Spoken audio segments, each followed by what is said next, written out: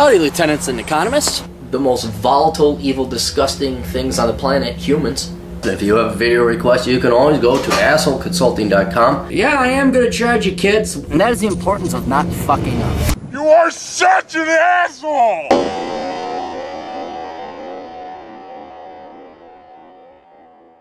A young man writes. Hey, asshole, I need your advice not to fuck up. Don't fuck up. There we go. End of no. World's shortest asshole consulting. How much did you make per hour? About 87 grand. Shortest thing ever.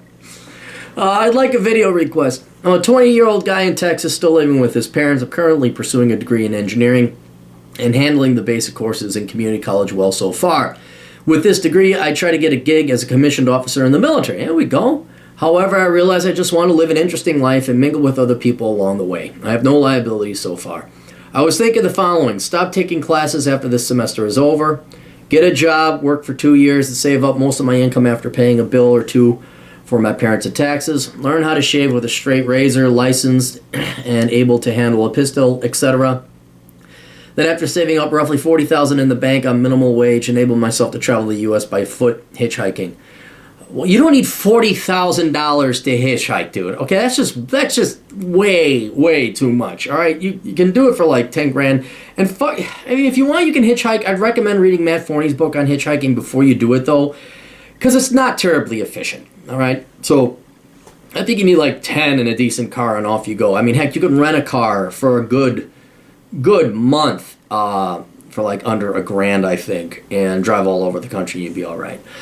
Hopefully by then I'd have a better perspective on what I'd like to do and be a more interesting, generally well-rounded person. This is especially appealing because I haven't even gone beyond my state and I live in farmland in the middle of nowhere.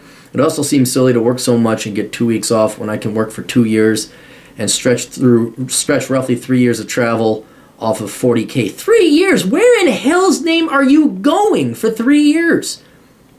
I mean, I guess you could technically hitchhike to Tierra del Fuego, but you are going to need 3 years to explore the U.S. full-time. You also traveled a fair bit and have a better knowledge of these things. Is this a foolish idea, and should I just continue with the safe but boring academic route, or should I continue with this line of thought, maybe even with some modifications to the current plan? Thanks. Yeah, you got to totally revamp this plan. There's some aspects I like of it. Look, here's what you should do.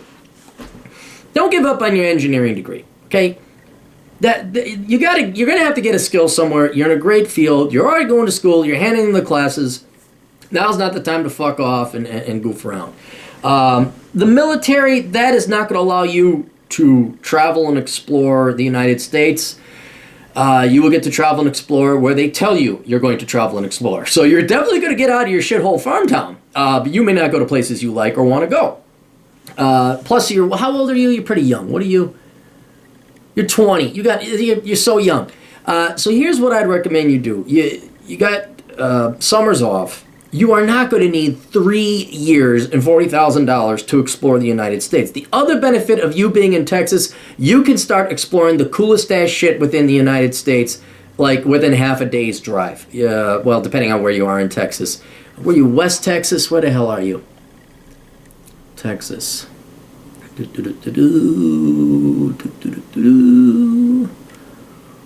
Farmland in the middle of nowhere. Okay, you're already on the right side of the Mississippi, so in a day's drive, you're in the mountains, you're in the desert, you're doing something, okay, and you're starting to explore different towns. Usually 2 days drives from Las Vegas.